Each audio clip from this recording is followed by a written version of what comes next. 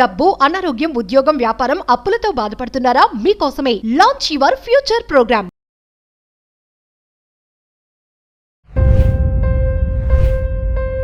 పొద్దు ఒడిసే సూర్యుడే లక్ష్మమ్మ పొద్దుకే యాలలుండడే. నమస్తే, welcome back to Suman TV. Present మనతో పాటు ఉన్నారు motivational speaker, family counsellor, public speaker Rajanirama గారు. నమస్తే మ్యామ్. నమస్తే మేడం, రీసెంట్ గా మనం చూస్తే ఒక సెల్ఫీ సూసైడ్ వీడియో. అతను ఒక famous folk singer and actor కూడా, మంచి మంచి పాటలు పాడాడు. మరి ఒక భార్య టార్చర్ వల్ల సెల్ఫీ సూసైడ్ చేసుకో, అందులో ఏం చెప్తున్నాడంటే, నా భార్య టార్చర్ నేను భరించలేకపోతున్నాను, స్తమానం గొడవలు. తీరా చూస్తే ప్రేమ వివాహం జరిగి కూడా 6 నెలలు అవుతుందంట. లవ్ చేసి అంత ఇష్టపడి పెళ్లి చేసుకొని, అంటే ఎందుకు గొడవలు అంటారు? అంత టార్చర్ చేసి అతను ఏడుస్తూ చెప్తున్నాడు, చాలా టార్చర్, ప్రతిదానికి గొడవ పెట్టేది, నా వల్ల కావట్లేదు అమ్మాయి, ఇంకా నేను బ్రతకలేను అని చెప్పేసి చెప్పడం. అంటే మనం గతంలో చాలా వీడియోలు చేసుకున్నాం, భర్తలను చంపేస్తున్న భార్యలు కొన్ని రీజన్స్ ఉన్నాయని చెప్పేసి. మరి ఇప్పుడు దీని గురించి ఏం మాట్లాడాలంటారు? అదే మనకి చూసాను ఆ వీడియో, నేను చాలా సో సాడ్. ఇట్లా జరగకూడదు. పాపం అబ్బాయి ఎందుకు అంత వీక్ మైండ్తో చేశాడనేది తెలియటం లేదు. ఆ అబ్బాయి ఆత్మకి శాంతి కలగాలి. ఏంటంటే ఇప్పుడు అతను మనకి సమాచారం పూర్తిగా ఇవ్వలేదు. చూడండి, వీడియో చేసిన అతను పూర్తి సమాచారం ఇవ్వాలి కదా. ఎందుకు ఇవ్వలేదు అని అంటే, ఆ అమ్మాయి మీద మళ్ళీ ఎవరన్నా ఏమన్నా అంటారేమో, కొడతారేమో, కేసులు పెడతారేమో, ఆ భయంతో కంప్లీట్గా చెప్పలేకపోయాడు. వన్ సైడే చెప్పుకున్నాడు. ఒక చిన్న రీజన్ అయితే చెప్పాలి కాబట్టి టార్చర్ పెట్టింది, అందుకే నేను ఉండలేకపోతున్నాను అన్నాడే కానీ మొత్తం అయితే ఏం చెప్పలేదు. మనం ఊహించుకోవచ్చు అనమాట. ఇల్లరికం అనే పదం ఒకటి వాడాడు, టార్చర్ అనేది ఒకటి వాడాడు, ప్రతిదానికి అనే చెప్పాడు. సరే, ఇంకా నాకు పిల్లలు పుడతారు, పిల్లలు కావాలి, జీవితం బాగుంటుంది అనే దాని గురించే నేను భరించాను ఇంతకాలం అని కూడా మనకు చెప్పినట్టున్నాడు అందులో. అయితే ఓవరాల్గా ఏంటంటే, నేను కొంతమంది అబ్బాయిలను అడిగాను, ఎందుకు మీరు అంత లొంగిపోయి ఉంటున్నారు అంటే. ఏంటంటే నవీన, భార్య లొంగి ఉండాలి, భర్త లొంగి ఉండాలి, నేను కాదనట్లేదు. ఎక్కడ, ఎలా, ఎంత, ఎందుకు అనేది ఉంటాయా ఉండవా? ఖచ్చితంగా.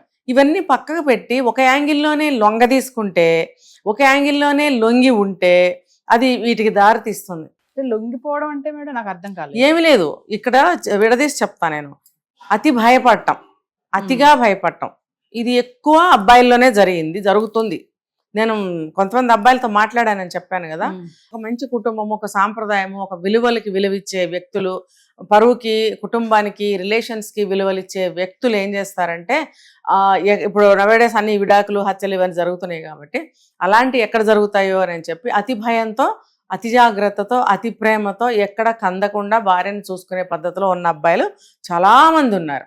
అందులో ఈ దిలీప్ దేవగణ్ అనే అబ్బాయి కూడా ఒక్కడని నాకు ఇప్పుడు అనిపిస్తుంది, ఇప్పుడు వింటుంటే చూస్తుంటే. ఇక్కడ అంటే సారీ టు ఇంటరప్ట్ మేడం, అంటే ఎక్కువగా ప్రేమించడం కూడా తప్పని అంటున్నారు మీరు. అంటే భార్య కదా, మరి ఇష్టపడి వచ్చింది కదా, ఇక ఆమె కదా సర్వస్వం అనుకుంటారు. రావని తప్పేం కాదు కదా. అతిగా గారం చేయడము, ఆమె అడిగిందల్లా ఇవ్వడం, అడిగిందల్లా చేయడము, ప్రేమగా చూసుకోవడము తప్పు అంటున్నారు. నాకు అర్థం కాదు. లేదు, ప్రేమించింది ఒక ఎత్తు, ఒక భాగం. పెళ్లి చేసేసుకున్నారు. పెళ్లి అయిన తర్వాత ఎక్కడ విడిపోతారో, ఎక్కడ గొడవలు వస్తాయో అని చెప్పి తగ్గి ఉండడము, ఇది భయం అని నేను అంటున్నా.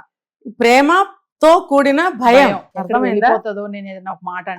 ఇది అర్థమైందా మీకు? ప్రేమించి పెళ్లి చేసుకున్నాడు, పెళ్లి అయిన తర్వాత ఏమొచ్చింది? భయం వచ్చింది. ఆ ప్రేమ ప్లేస్లో భయం నిండిపోయింది. ప్లస్ ప్రేమ ఉండనే ఉంది ఆల్రెడీ, భయం నిండిపోయింది అతని మనసులో. ఎందుకు, ఎక్కడ విడిపోతాడో, ఎక్కడ విడిపోతుందో, ఎక్కడ గొడవలు వస్తాయో, ఉన్న గొడవలు ఎక్కడ పెరుగుతాయో అని లొంగి తగ్గి ఉంటున్నాడు అతను. లేకపోతే అంత ఏడవలసిన పని లేదు కదా. కన్నీరు మున్నీరే ఏడుస్తున్నాడు. 2 బాధలు, ఒకటి ఆమె అట్లా మోసం చేసింది, ఈ రకంగా నన్ను టార్చర్ పెడుతుంది, రెండోది ఫ్యామిలీ మెంబర్స్ అందరిని వదిలి వెళ్తున్నాననే దుఃఖం అతనికి ఆగట్లేదు. తెలిసినప్పుడు అతను తల్లిదండ్రుల ఫోటో చూపించి కూడా బాధపడుతున్నప్పుడు వాళ్ళు కనిపిస్తున్నారు కదా, అప్పుడైనా అతను ఎందుకు ఆగలేదు? ఇప్పుడు మగపిల్లల్లో ఈ భయాలు ఎక్కువ కనిపిస్తున్నాయి బయట, అందుకనే వాళ్ళు ఉంటే ఇలా ఉంటున్నారు, లేకపోతే పెళ్లిళ్ళు చేసుకోవట్లేదు. అంటే అబ్బాయిలు బాగా సెన్సిటివ్ గా ఉంటున్నారు. ముఖ్యంగా ఫ్యామిలీ. ఇప్పుడు ఒక అమ్మాయి పెళ్లి చేసుకుని వచ్చిందంటే అత్తగారింటికే కదా వస్తుంది. ఇష్టానో కష్టానో, లవ్ మ్యారేజో అరేంజ్డ్ మ్యారేజో, వాట్ ఎవర్ ఇట్, అత్తగారింటికి అయితే రావాల్సిందే. శాస్త్ర ప్రకారం, మన ఆచారం ప్రకారం అత్తగారింటికి కోడలు వస్తుంది, అల్లుడు వాళ్ళ ఇంటికి వెళ్ళడు. సో వచ్చినప్పుడు ఆటోమేటిక్గా వీళ్ళే భయంతో తగ్గి ఉంటున్నారు. జమానా బదలుగా. మారిపోయింది. బదలుగా క్యోం ఎందుకంటే వీళ్ళు పరిస్థితులు ఇలా ఉన్నాయి కాబట్టి వీళ్ళు తగ్గి ఉంటున్నారు. ఎందుకు వచ్చింది, ఎవరైతే ఏముందిరా అంతా ఒకటేలే అనే భావనకు వచ్చేసి చాలా వరకు తగ్గే ఉంటున్నారు. ఎక్కడో గొడవలు అవుతున్నాయి, మూర్ఖులు, వాళ్ళకి ప్రపంచ జ్ఞానం లేదు, బావిలో ఉండి కప్పల్లాగా ఆలోచించే వాళ్ళ దగ్గర జరుగుతున్నాయి వేరే వేరే. కానీ మోస్ట్ ఆఫ్ ద చూస్తే ఇక్కడ మనకి ఇలా ఉన్నారు, ఈ ఆలోచనలతోనే ఉన్నారు. కాస్త చదువుకున్న పిల్లలు, పద్ధతిగా ఉన్న వాళ్ళు కూడా ఇలా ఉన్నారు. దీన్ని అడ్వాంటేజ్ తీసుకుని ప్రేమను అడ్డంగా పెట్టుకుని ఆడిందే ఆట పాడిందే పాటగా జీవితాన్ని మలుచుకోవాలని చూస్తున్న అమ్మాయిలు బిహేవియర్ ఈజ్ ఈక్వల్ టు అబ్బాయిలకి టార్చరు.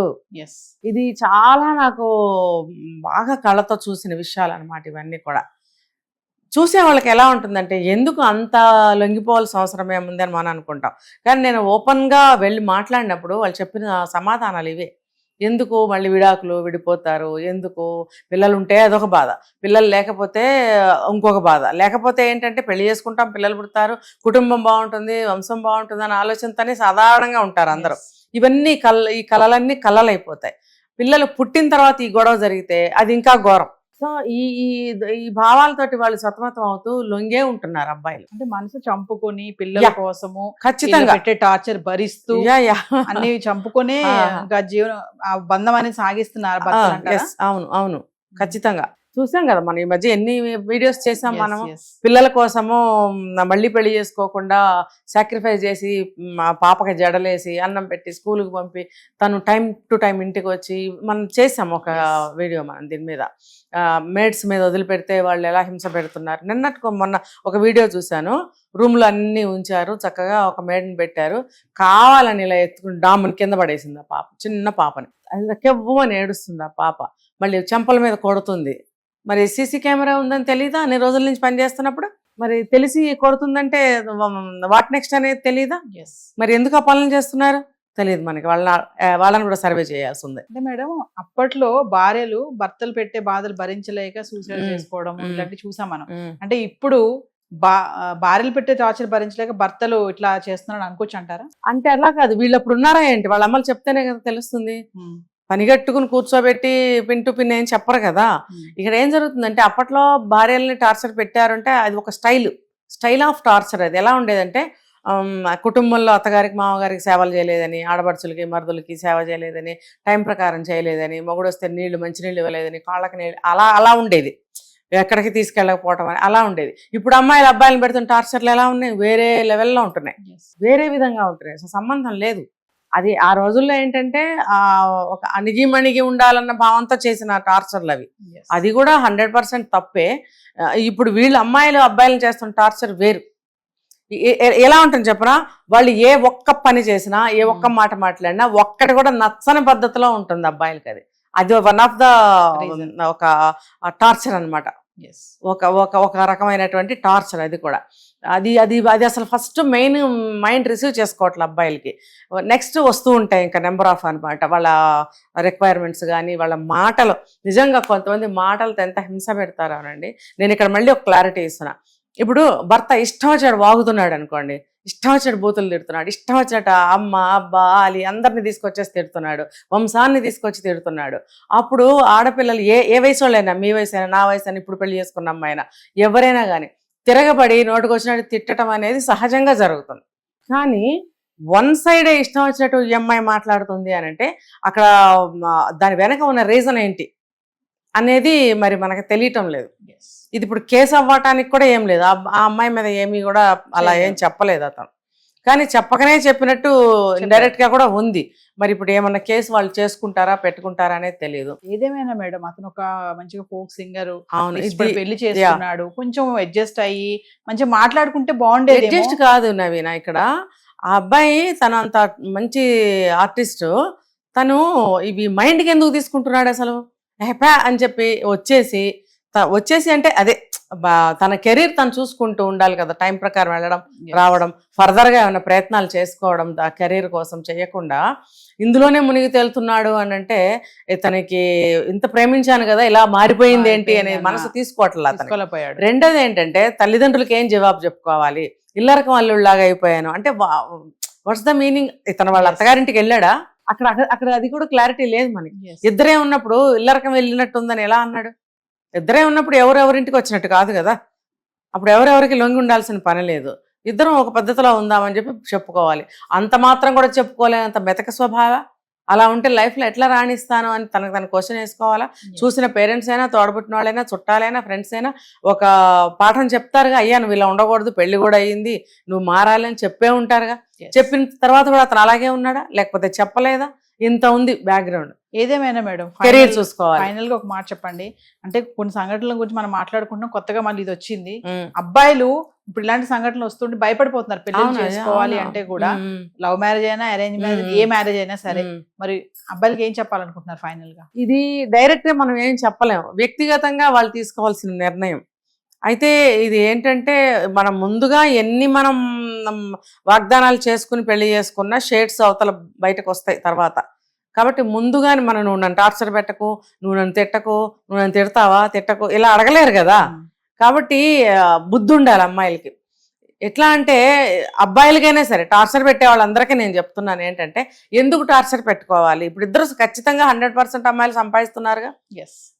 ఖచ్చితంగా ఏదో ఒకటి సాఫ్ట్వేర్ ఏదో ఒకటి వర్క్ చేస్తున్నారు, ఏదో ఒక చిన్న జాబ్ చేసుకుంటూనే ఉన్నారు, ఖాళీకి ఎవ్వరు ఉండట్లేదు. ముఖ్యంగా సిటీల్లో ఉన్నప్పుడు హాయిగా నీకంటూ ఒక విండో ఉంది, నీకు లైఫ్ ఉంది, కెరీర్ ఉన్నప్పుడు వచ్చి ఒకళ్ళ మీద ఒకళ్ళు కాన్సన్ట్రేట్ చేసుకుని తిట్టుకోవడం, కొట్టుకోవడం, వాగ్వివాదాలు చేసుకోవడం, టార్చర్లు పెట్టుకోవడం, హెరాస్మెంట్లు చేసుకోవడం అనేది అవసరమా? నువ్వు జాబ్ అయితే బయటకు వెళ్ళొస్తావు, నువ్వు వెళ్ళొస్తావు, ఇంటికి రాగానే కొద్దిసేపే కదా ఉంటారు మీరు. ఆ కొద్దిసేపు కూడా మీరు లవ్ మ్యారేజ్ చేసుకున్నప్పుడు ఆ ప్రేమను చూపించుకోలేకపోతున్నారా? ఇద్దరు కలిసి ఎన్నో కలలు కని ఉంటారు కదా, ఇద్దరు కలిసి పెళ్లి చేసుకుని ఆ కళలు సాకారం చేసుకోవాలని అనుకుని ఉంటారు కదా. అనుకున్నప్పుడు ఎందుకు మారిపోవాల్సి వస్తుంది అంటే, నాకు ఇక్కడ ఒక చిన్న డౌట్ వస్తుంది. అతను లాస్ట్లో ఒక మాట చెప్పాడు, నా దగ్గర డబ్బులు లేవు, పండక్కి తనకి నేను శారీ తీసుకొచ్చాను, నేను కూడా ఏం కొనుక్కోలేదు అని. అంటే ఫైనాన్షియల్ మ్యాటర్స్ ఏమైనా ఉన్నాయా అక్కడ అనేది నాకు తెలుస్తుంది. అంత డబ్బు లేకుండా ఉన్నప్పుడు ఇంట్లో కూర్చుని ఇవన్నీ భరించే బదులు నువ్వు ఏదైనా వర్క్ ఒకటి చూసుకోవాలి, సెల్ఫ్గా ఏదైనా స్టార్ట్ చేయాలి, లేదా ఆ ఫీల్డ్ నీకు అంతగా వర్కౌట్ అవ్వకపోతే ఇంకో ఫీల్డ్కి రావాలి. అటువంటి ప్రయత్నాలు నువ్వు యూత్వి అలా ఖాళీగా కూర్చుని ఏడవటము, బాధపడటం అనేది అసలు సూట్ అవ్వలేదు. అయితే ఏంటంటే ఆ అబ్బాయిలు ఏడవకూడదు అంటే 100% ఏడవచ్చండి. నేను అబ్బాయిలకి కూడా చెప్తున్నా, బాధ కలిగితే కాసేపు ఏడవండి, తప్పేమీ లేదు. మనిషి అంటే మనిషే. మన భగవంతుడు కన్నీళ్ళు, మనసు, బాధ, నొప్పి అన్నీ పెట్టాడు జీవులందరికీ. పెట్టినప్పుడు బాధ ఉంటుంది, కన్నీళ్లు కారిస్తే కొంచెం మనసు తేలిక పడుతుంది. సో అయితే అలా కన్నీళ్లు కారుస్తూ కూర్చోవాల్సిన అవసరం కూడా లేదు. కాసేపు ఏడ్చినా వాట్ నెక్స్ట్ అనేది ఆలోచించగలగాలి. యూత్ ఇలాగా నిర్వీర్యం అయిపోయి నీరసపడిపోతే జీవితాలే పోతున్నాయి, చూస్తున్నాగా. Thank you.